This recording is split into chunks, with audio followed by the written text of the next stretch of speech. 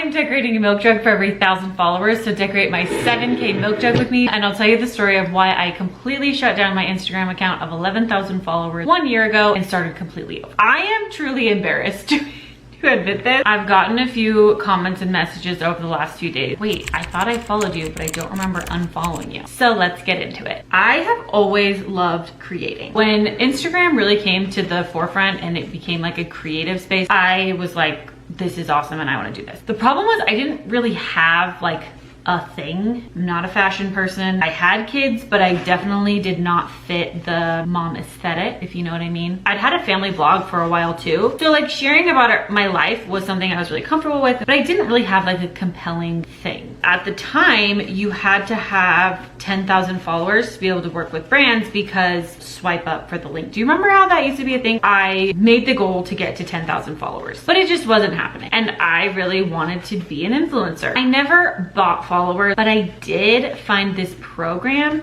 and I'm a bit ashamed. Basically what this program did, I could program it with who the people were that I thought would like my content. It would find accounts that fit that profile and then interact from my account. It would like their posts, comment, follow, unfollow. I am truly embarrassed to admit this, and I regret I did get to 10K. I even had the opportunity to work with a few brands. It was still kind of the wild, wild west and nobody really knew what they were doing. So after a couple of frustrating experiences, I decided maybe it wasn't for me. So I pivoted and I started focusing more on brand photography. While all this is happening, I'm continuing to have kids and I have my epiphany of motherhood is a relationship, caregiving is a job. That was like really helpful for me in not feeling guilty about wanting to have this creativity outlet. I ended up having the opportunity to go to a coaching retreat as the brand photographer. I had 4 kids at the time and I was kind of chatting about motherhood and my philosophies on motherhood. And some of the other girls there were like, wow, this is really helpful. You need to be talking about this. I took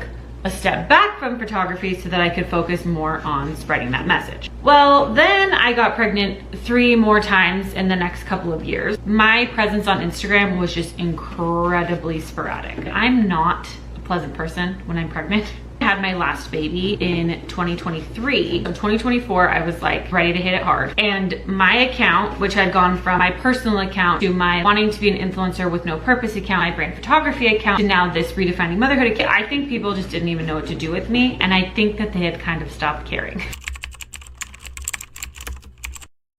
The guilt of having used that program haunted me. I felt like such an imposter. I just couldn't even get over it. So 1 year ago, I finally decided to just start over. Cut everybody loose. What is that phrase where it's like, let them fly and they'll come back, or that's not how it goes. I did it. I started completely over from scratch. What's so cool is that literally yesterday, same number that I had on that other account, and now I feel like I actually did it for real and not because I was using some semi-skeezy growth hack.